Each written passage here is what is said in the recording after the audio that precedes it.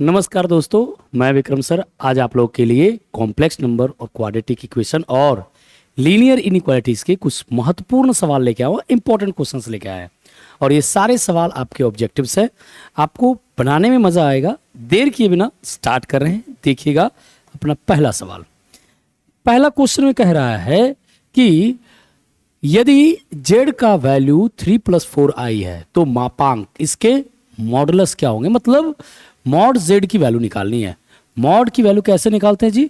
3 का square plus 4 का square. Mod z is equal to 3 का 9 + 16। Mod z is equal to √25। मतलब mod z की वैल्यू 5 के बराबर। तो करेक्ट आंसर क्या हो गया? ए हो गया आपका 1 का। 1 का ए हुआ। आगे बढ़ेंगे 1 के बाद। अब 2 वाले क्वेश्चन में देखेंगे। यदि रैखिक असीमिका if the linear inequality 3x - 5 less than 5x + 7 is given, what is the solution in real number. Real number में इसका सॉल्यूशन क्या होगा? 3x - 5 less than x + 7, 3x - x less than 7 + 5, तो 2x लेस देन 12। x की value 6 से छोटी, ये वास्तविक संख्या में करेक्ट आंसर क्या हुआ? 2 का ए हुआ। अब आगे बढ़ेंगे 3 नंबर क्वेश्चन में। 3 नंबर में कह रहा है यदि z बराबर a + ib है तो इसका संयुग्मी, इसका कंजुगेट क्या है। z बराबर अगर a + ib है तो इसका कंजुगेट क्या है? a - ib है। तो करेक्ट आंसर क्या हुआ? a - ib, B number. आगे बढ़ेंगे तीसरा के बाद चौथा सवाल देखेंगे। चौथे में क्या बोल रहा है? द्विघात समीकरण ax² + bx + c = 0 का डिस्क्रिमिनेंट क्या होगा। मतलब विवेचक क्या होगा? विवेचक। तो विवेचक का फॉर्मूला क्या था? d = b² - 4ac। Correct answer 4 का सी हुआ। आगे बढ़ेंगे 4 के बाद 5th नंबर क्वेश्चन को देखेंगे। 5th नंबर में है i to the power 39। i to the power 39 को कैसे लिख सकते हैं? 4 × 9 + 3। i to the power 4 पे पावर 9 × i पे पावर 3, 1 × i पे पावर 3 और i पे पावर 3 को माइनस i के बराबर बोलेंगे। तो करेक्ट आंसर क्या हुआ? डी हुआ आपका 5 का correct answer D. 6 number question देखिए। 6 में कह रहा है यदि किसी असमीका के दोनों पक्षों को ऋणात्मक संख्या से डिवाइड करे तो क्या होगा। If both side of an inequality is divided by negative number, what happen. क्या होगा? चिन्ह उल्टा हो जाएगा, साइन रिवर्सेस। अगर लेस देन है तो ग्रेटर देन हो जाएगा, अगर ग्रेटर देन है तो लेस देन हो जाएगा। बड़ा बढ़िया सवाल था ये। बच्चे इन सब क्वेश्चंस पे कंफ्यूज करते हैं कि थ्योरी वाली ये चीजें कैसे इसको किया जाएगा। तो z = 0 + 5i, तो यह कैसी संख्या है जरा देखिए। तो 0 + 5i यह शुद्ध रूप से वास्तविक है या काल्पनिक है? तो शुद्ध रूप से ये क्या है? काल्पनिक है। करेक्ट आंसर 7 का बी हुआ। 8 नंबर में क्वेश्चन में देखिए। 8 नंबर में बोल रहा है कि यदि d की वैल्यू 0 है तो द्विघात समीकरण के मूल कैसे होंगे। तो जब d की वैल्यू 0 के बराबर होती थी, d की वैल्यू 0, तो मेरा क्या होता था? रियल एंड इक्वल वैल्यू होता था। Real and equal. Correct answer क्या हो गया? रियल और इक्वल। करेक्ट आंसर 8 का ए हुआ। 8 के बाद 9 नंबर क्वेश्चन देखिए। इनइक्वालिटी का मॉड ऑफ x की वैल्यू लेस देन 3 है। तो मैंने आपको बताया है कि जब इसे एक्सपैंड करते हैं तो x की जो वैल्यू है वो -3 से लेके x की वैल्यू 3 तक होगी। कैसे? ये इस वाले फॉर्मूले पे काम करती है। -a से लेके x की वैल्यू कहां तक? a तक। तो करेक्ट आंसर क्या हुआ? सी हुआ 9 का। आगे बढ़ेंगे 10 नंबर क्वेश्चन देखिए। 10 में कह रहा है कि यदि दो कॉम्प्लेक्स नंबर बराबर हो तो कौन सी शर्त सही है। If two complex numbers are equal which condition is correct. केवल रियल पार्ट इक्वल होगा, केवल इमेजिनरी पार्ट होगा, या दोनों संगत भाग बराबर होंगे। तो दोनों संगत भाग बराबर होंगे, मतलब रियल रियल के बराबर होगा और इमेजिनरी इमेजिनरी के बराबर होगा। इस बारे में मैं आपसे बहुत पहले भी चर्चा कर चुका हूं। अब आगे बढ़ते हैं 11 नंबर क्वेश्चन में। यदि z का मान a प्लस आई बी है तो z प्लस जेड बार, z का मान अगर a प्लस आई बी है और z बार का मान a माइनस आई बी है, तो आप अगर इसको दोनों को जोड़ देते हैं तो a plus i b plus a minus i b है। आई बी से आई बी कैंसिल आउट, किसके बराबर 2a के बराबर। तो करेक्ट आंसर क्या हुआ, बी करेक्ट आंसर हुआ 2a के बराबर। 12 नंबर क्वेश्चन में देखिए z बराबर दिया हुआ है 2 प्लस 3i और w बराबर मतलब दूसरा कॉम्प्लेक्स नंबर दिया हुआ है 4 माइनस 5i और आपसे पूछ रहा है z प्लस w की वैल्यू। तो 2 plus 3i plus 4 minus 5i, तो 4 और 2 6 और 5 में से 3 गया माइनस में 2i। ये रहा अपना complex number 6 minus 2i। Correct answer A हुआ 6 माइनस 2i। 12 के बाद 13 नंबर क्वेश्चन देखिए। 13 नंबर में बोल रहा है यदि d का वैल्यू लेस देन 0 हो तो द्विघात समीकरण के मूल कैसे होंगे। d की वैल्यू अगर लेस देन 0 हो तो ये क्या होंगे, इमेजिनरी होंगे। क्या होंगे जी, इमेजिनरी होंगे, मतलब गैर वास्तविक, नॉन रियल होंगे कॉम्प्लेक्स नंबर। ये रहा भाई आपका कौन सा 13 का सी नंबर। आगे बढ़ते हैं 14 नंबर क्वेश्चन को देखते हैं। 14 नंबर में बोल रहा है यदि मॉड x का मान ग्रेटर देन इक्वल टू 4 होगा तो मैंने आपको एक फॉर्मूला बताया था कि अगर x का मान greater than equal to a होगा तो पहला फॉर्मूला होगा कि x की जो वैल्यू मॉड x की जो वैल्यू होगी वो less than equal to a होगी और x की value greater than equal to a होगी। तो करेक्ट आंसर कहां है जी, तो इस वाले में देखेंगे तो x की value less than equal to -4 और x की value greater than equal to 4। Correct answer क्या हुआ, ये रहा करेक्ट आंसर बी 14 का बी नंबर।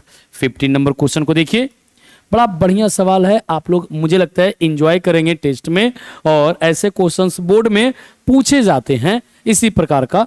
तो हमने अभी बोर्ड लेवल के ही क्वेश्चन को सेट किया है, तो घबराने वाली बात नहीं है। z is equal to a plus i b, तो मॉडुलस ऑफ z का स्क्वायर पूछ रहा है तो सबसे पहले मॉडुलस निकालेंगे, कितना हो जाएगा a square plus b square. अब इसी का स्क्वायर कर देंगे तो स्क्वायर करेंगे a square plus b square हो गया। तो करेक्ट आंसर क्या इसका सी हुआ, 15 का करेक्ट आंसर सी हुआ। 16 नंबर क्वेश्चन देखिए, 16 भी बड़ा बढ़िया सवाल है।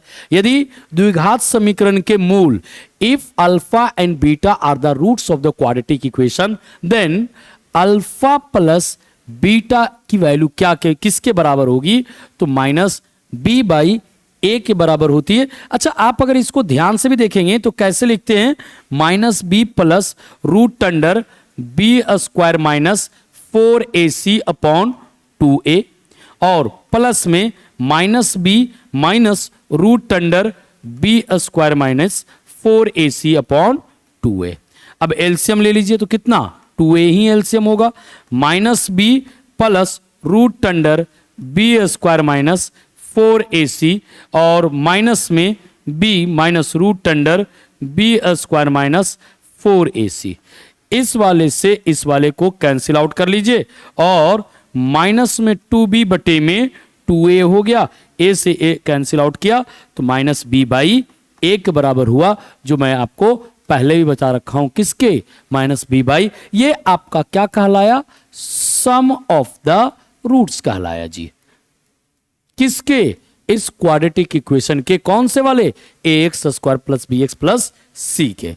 17 नंबर क्वेश्चन देखिए, बोल रहा है कि यदि z1 का मान z2 के से बड़ा हो तो कॉम्प्लेक्स नंबर के लिए लिखा जाए तो अर्थ क्या होगा, what is the meaning of Z1 is greater than Z2 for complex number.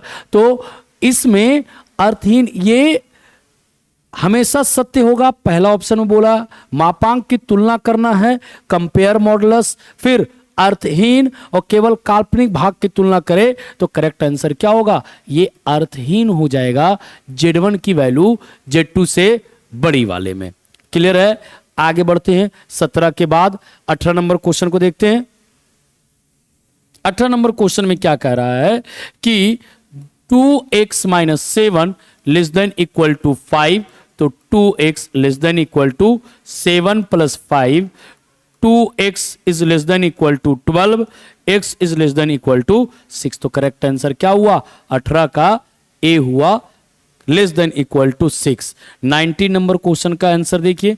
19 में कह रहा है z बराबर आपका कितना है, 1 प्लस आई है। z बराबर 1 प्लस आई है, तो z का स्क्वायर वैल्यू 1 प्लस आई का whole square, 1 plus i square plus 2i, a square plus b square plus 2ab में 1 माइनस 1 प्लस 2i, ये 1 से ये 1 कैंसिल आउट हुआ, ये 2i के बराबर z स्क्वायर की वैल्यू 2i के बराबर। करेक्ट आंसर क्या है, 19 का करेक्ट आंसर ए हुआ। 19 के बाद आगे बढ़ेंगे, 20 नंबर क्वेश्चन को देखेंगे।